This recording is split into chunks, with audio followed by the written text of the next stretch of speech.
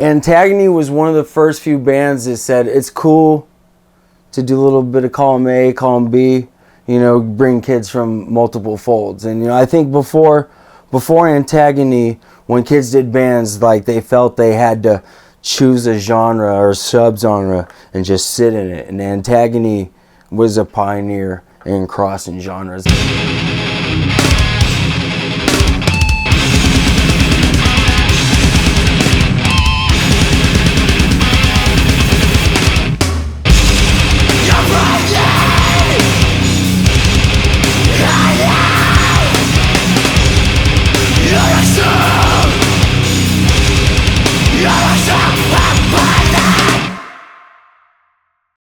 They were one of the first bands from the Bay Area to do breakdowns and have blast beats and stuff. They're one of the first bands in the area to do that kind of stuff. They were around before ASP was.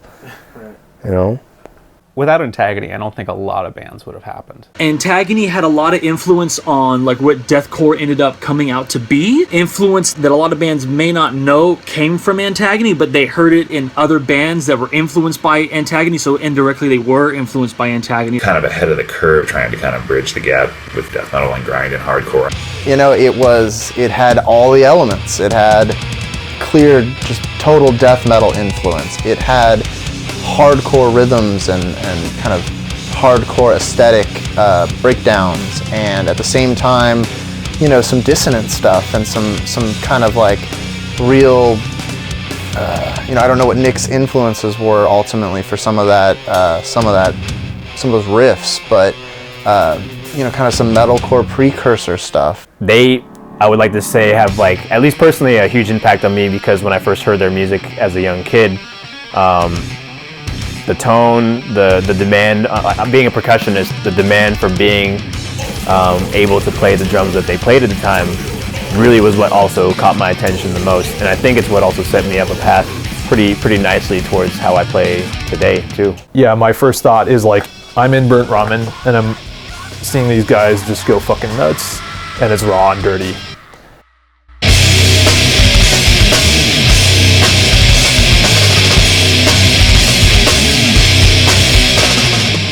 Now, back in those days, what I liked about them is they had a dark sound that at the time I could only compare to, say, His Hero Is Gone as Dystopia, except they had breakdowns. So that's what originally drew me to them and wanted booking shows with them, is because I thought I could get hardcore kids to dig them. The first time I saw Antagony, they weren't Antagony. It was YFH, and I think it was 96 or 97. I picked up bass in high school because of Nick, and we were in a punk band. So this punk band then changed into Antagony. So I guess you can say me and Nick are the founding members of Antagony. Although Ben Orum was also there, so it was Ben, Nick, and I was the bass player. We were in high school, and we decided we wanted to start playing some metal. So that's when YFH kind of transformed into Antagony. We got a new drummer, Jody Handy, and he was the missing piece to this thing. And it was maybe 2 months into it, as YFH with Jody, we're no, let's change the name. Let's look up a name. And I remember spending a whole weekend looking through dictionaries, finding a name, and I think Nick found it. He's dude, this word used to be in the dictionary, but they took it out. It's called Antagony. It was used in the late 1800s. Hey, we like it. And we were all at Jody's parents' house, and I remember his mom was there, and she was hey, I like the sound of that.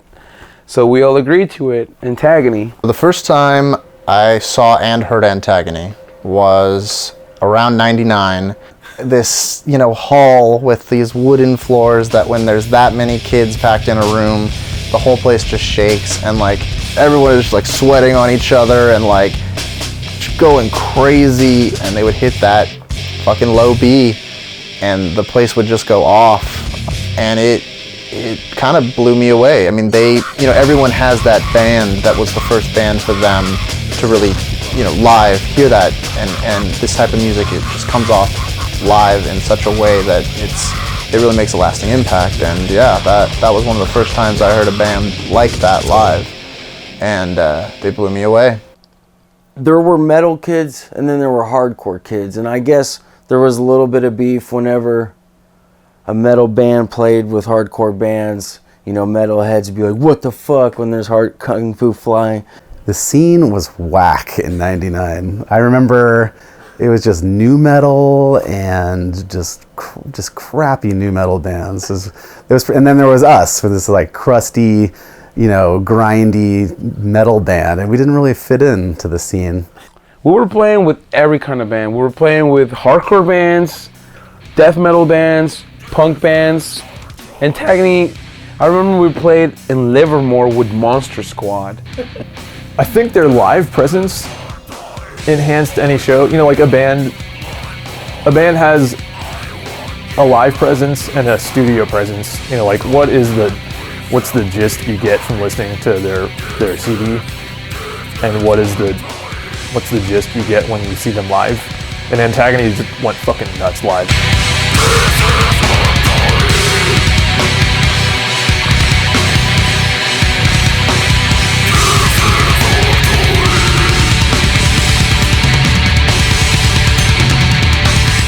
I was like, wow, this is a lot heavier than anything I've heard. It was great. I thought it was awesome. That era of Antagony, like late 90s, early 2000s, is just really crushing and sort of raw. They had Ben and Nick both singing. Nick the high vocals and Ben the low.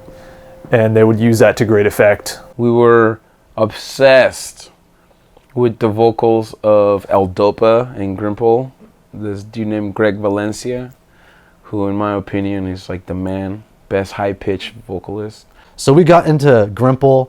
That got us into El Dopa, which is an Oakland-based crust punk doom band. Ben would always play us metal, like Cannibal Corpse and Deicide. After getting to screamed vocals, growled vocals I grew into it. And I wanted to write as much music as I possibly could. And so every time I'd get into a new band or a new genre, a new style, I'd want to emulate that.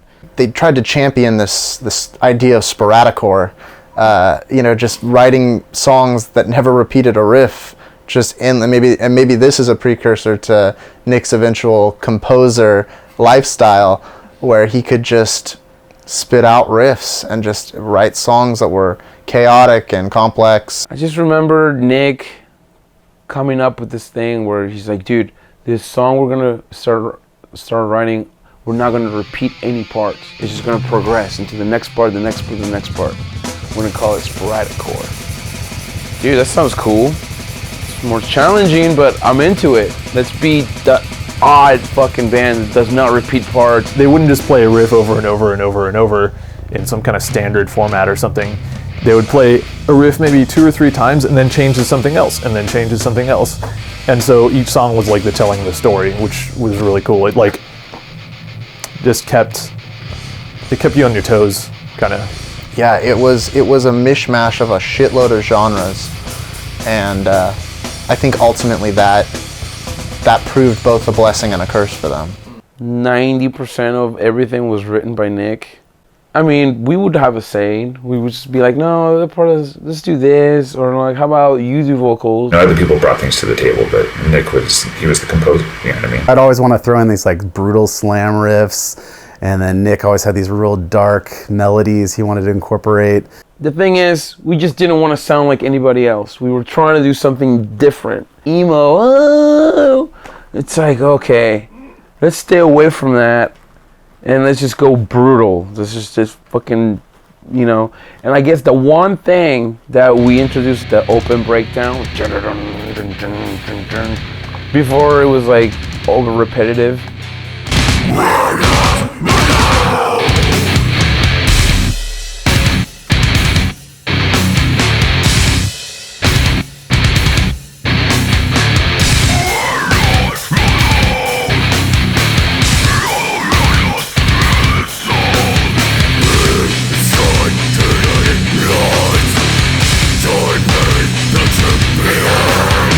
Carlos is the heart and soul of Antagony. The most charismatic, into it guy you've ever met. He's like got the biggest heart of almost anybody I've ever known. Not to mention, he was also the guy who booked our first tour ever. He will never let that go. I booked your first tour, man. I booked this tour. Most loving guy I know. So lucky to be lucky he's my best friend. I have entirely too many tales about him, but he's one of those characters that like you could just tell a total stranger about some story, and they're gonna love this guy and want to meet him. I'm gonna tell you an embarrassing story. I have to. I'm obliged by laws and stuff like that. So we were on tour in 2001. It was Boof and Antagony, and at an end of all, which was the lineup and the name before they became All Shall Perish. He runs out of the door and starts running around the hotel room. This is at night, so this is the best part. I forget who, maybe Tyner. I forget who. Somebody chased him literally out of the hotel room, and they were like running around the parking lot, and he was just butt ass naked. That's one of my favorite memories of Carlos.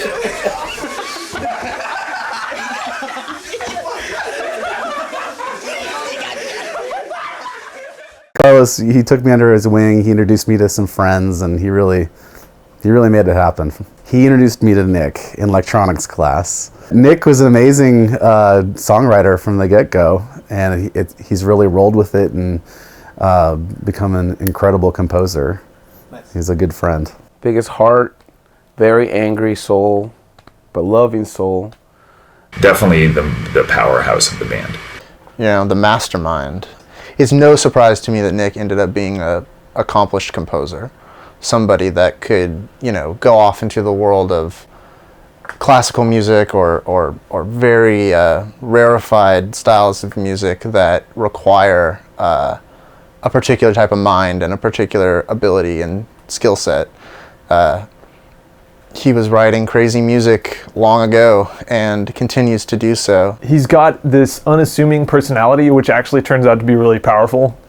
He is just passionate in everything he does, and that's carried him so far. He's always had that passion in him, always. That's never changed. He's very, when he sets his mind to do something, he gets it done no matter what. Becomes a little obsessive, kind of scary. I've had questions about music that I have asked him, and we even are playing right now with the idea about having him help me produce some of the stuff for ASP. He's a professor of music. You know, he's got a doctoral degree in music. He's written, I don't even know how many compositions. You know, what's really special is like you can't say that about anybody in our group either. Like nobody else did that. So he took music very seriously, and he doesn't. I mean, he does pieces and symphonies play. That puts him on the top, I think. See one of his pieces performed like by an actual ensemble. It's usually performed last, and it's also like the climax of the performance, and it's just really amazing shit. Me and Carlos always have the stupid, impulsive ideas. Ben is the rational, level-headed dude, and we needed that at times. We needed someone to go, guys, that's a fucking terrible idea. This should be his title, the nicest man in metal, because he's toured the world, he's done all the shows with all the big bands, and everyone always has nothing nice to say about the guy. He's like, oh, Ben, dude, I love that guy. Ben Orum, yeah. All Shall Perish, fuck them, but Ben Orum, yeah, dude. Ben's the best dude ever. I remember one time, a long time ago, everybody's here. Nick was here, everybody in Antagony was here, everybody in ASP, and they played back here, but they had an oil wrestling match with girls back here. Ben was so good that I said, I need to steal that guy from my band. And I did. He was always just very positive and fun and smart guy, and I don't know, I really admire him. Ben is the reason why I got into extreme metal. So Ben, thank you for that. He introduced me to death metal at a time when I really resisted it, but because he kept shoving it down my throat, eventually I warmed up to it. He's one of the nicest dudes I've ever known. When I was young, that dude totally took me under his wing. yeah, he was just a great performer and, you know, the lovable guy. You know, he went on to be in All Shall Perish and was a super integral part to our sound. Ben wrote some really good riffs in Antagony, and it was too bad we didn't keep working together collaboratively in Antagony, but we do again in Oblivion. First thing I noticed about Ben, have you seen pictures of Ben from 99, 2000? Like, I can't describe his hair, but it was crazy. I remembered that one thing I remembered about seeing Antagony was the other guitarists having crazy hair, but then Ben was a lot nicer than he looked like. We put an ad up at Rasputin Records looking for crust punk drummer who can play blast beats, and Jody Handy replied. He was one of the best drummers, you know, just put everything into it. He hated triggers. He would do he hated double bass. So we'd show up to the show, he'd try to like get rid of his double bass and go to single bass because he was all about, you know, crust and punk and huge. His personality was gigantic, you know. His brain never stopped moving, and like when you were hanging out with him, it was like you were being like pummeled with ideas. He had like so many things he wanted to tell you about. I miss Jody. Shit, Jody. Fuck.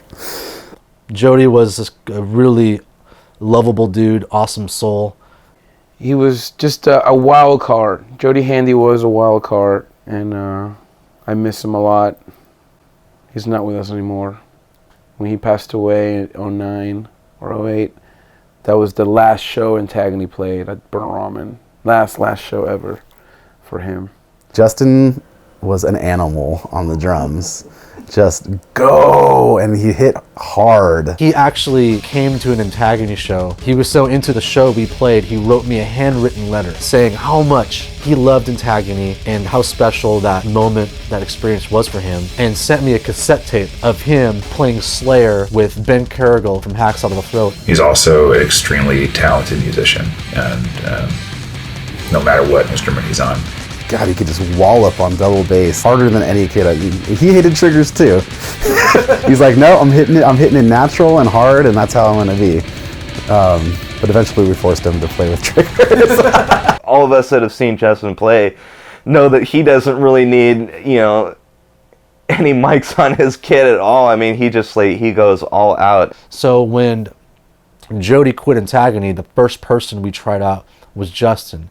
And we knew the moment he played the first riff, you're in. Like, we all looked around and we're like, this kid is amazing. He was a fucking amazing drummer. I go back and listen to some of that Antagony stuff, and you know, there's a lot of studio magic you can do drumming wise, and was able to make a very large sound on a minimal kit. Justin is a very unique individual, and I feel so privileged to have been at Hacksaw to the Throat with him. I have a lot of respect for him. He was an influence on me, and definitely somebody that kept me being like, I need to fucking get in that practice room and practice. Bray, man, best guy ever. MacGyver of death metal. The guy could fix anything. He was just the smartest dude. Bray was also super talented at bass, and I didn't notice that at first. He happened to stay at my house and show me his chops. I was like, wow, Bray's pretty good at bass. I kept that in the back of my mind. This is how committed he was. He moved from Santa Rosa to the Bay Area just to be in Antagony. This is when Carlos quit. Carlos quit to be in a pyramid scheme. He left to join a pyramid scheme. Way to go, Carlos.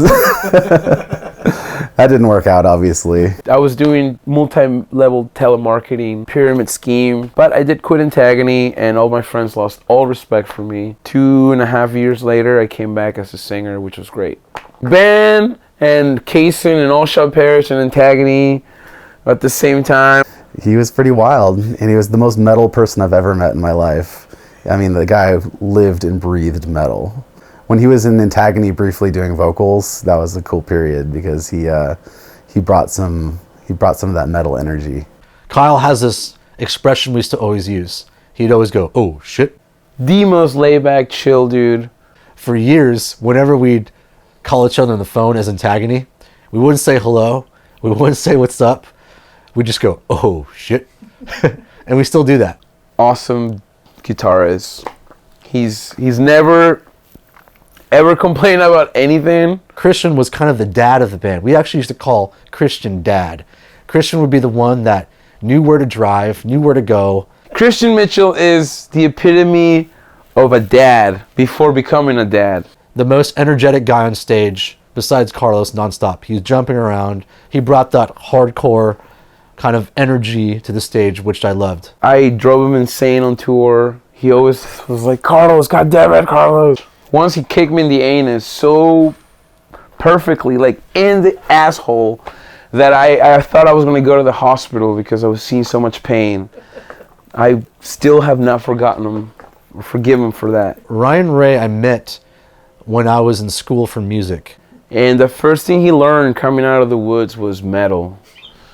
So he really adored everything we were doing. This is another example of someone that was a fan of the band before he was a member. So Ryan, I secretly started training, playing all the parts in Antagony. I told them, listen, I'm going to go to grad school for music. I won't be able to tour anymore. I won't be able to play shows anymore. I had Ryan right there, and he already knew all the songs. Ryan is really talented. Brian Camera. Brian's drumming is very crisp and methodical. He's probably the most professional drummer that Antagony's ever had. Like, I think he's made a career out of playing drums. Luis is the fastest, sickest drummer in the Bay Area. Straight up, like, blows me away. He plays in Oblivion as well, and he's sick. Yeah, he's a daddy too now. I heard this 15-year-old could play Antagony songs. So I was like, no way. He's like, yeah, way. So I went to his house in Bay Point, met him. He was only 15 years old, and he knew how to play hybrid. It's like, you're in the band, you're in. So he was like, cool, you gotta meet my mom now. Luis has only gotten better since then, which is kind of insane, because when I first heard Luis, like when I heard Justin the first time, I was like, wow, this kid is really special. So he's just one of those drummers that you happen to get lucky and come across at a young age. See, this is what I gotta ask Ben. Why did he leave Antagony and then go to ESP? All Shall Perish would have never existed if it hadn't been for Antagony. Ben from All Shall Perish, what's up? Nice. We all make mistakes, Biggest mistake I've ever made in my life. It's all right now. What, quitting that band and joining ours? When I made the choice to leave Antagony, there was a lot going on. Carlos and Nick were also trying to make it in a pop punk band. I remember me and Nick had a little master plan of like, I don't know if I should even bring this up, but Nick's secret dream was that Scolding Romeo was going to take off and be huge, and then Antagony would come out mid-set and be like, bro, ah!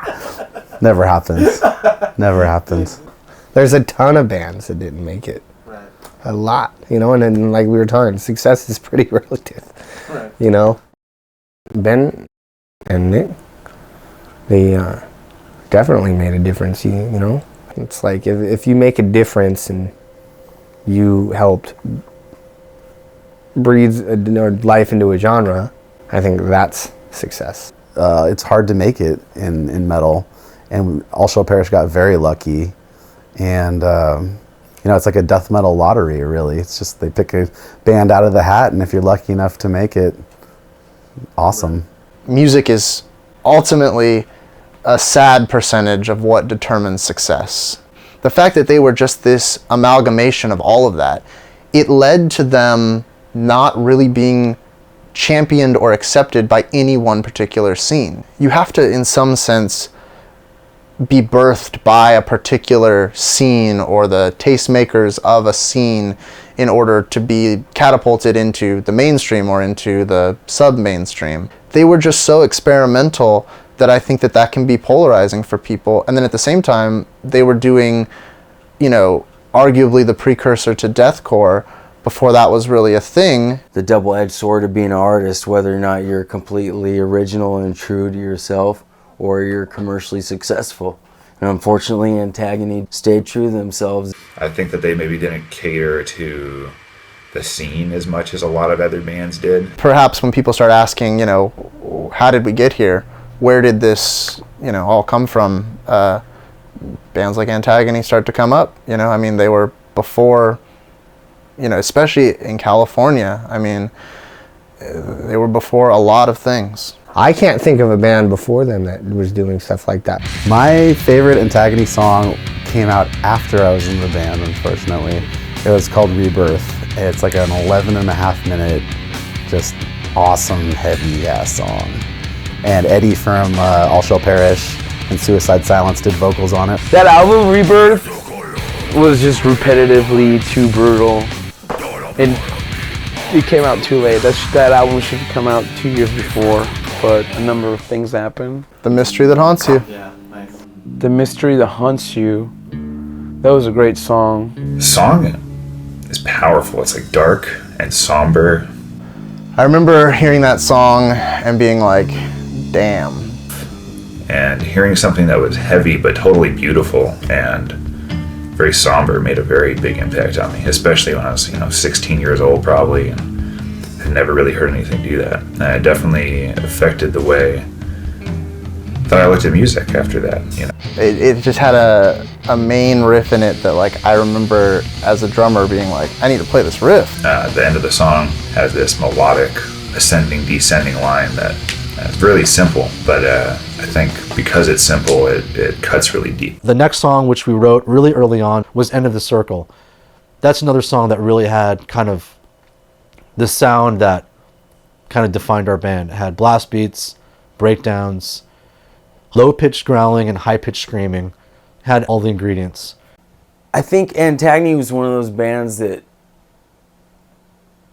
their sound doesn't really come out on their records. Like, they'll blow your minds live. Not that many people would come in to watch us, and then the moment we were done, everyone would come inside to watch them. We're here for Antagony. And they would put on this wrecking show of like pure insanity, pure fun. Seeing them come out and just Ben with his like huge fro and Nick like shirtless and Jody shirtless. I told Nick and Ben and Carlos, I'd be like, around here, I'm like, you guys are my favorite band.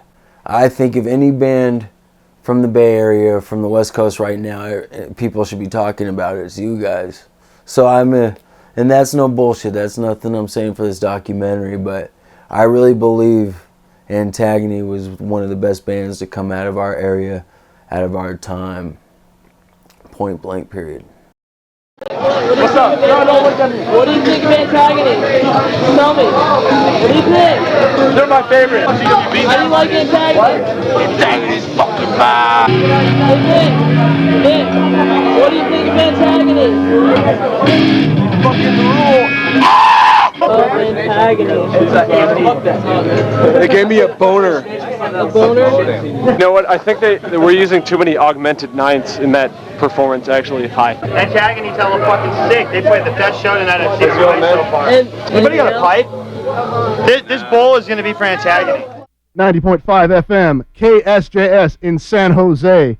Antagony is set and ready to go. Here's Antagony, right out of Danville. What's our first song, Nick? Our first song is called End of the Circle. It's unreleased, but it will be on a compilation called Grimoire, number 5. You can buy it. And this is our first day of the tour, kind of, right? We're going all the way from here to Arizona, to New Mexico, to Colorado, to Kansas. Saturday we're playing at the Geek Fest. It's going to be a big 3-day camping punk event, grindcore, puke, mosh, shit. And Carlos is horny. Well, I'm horny too. This is Ben. Hi, Mom! I'm on it.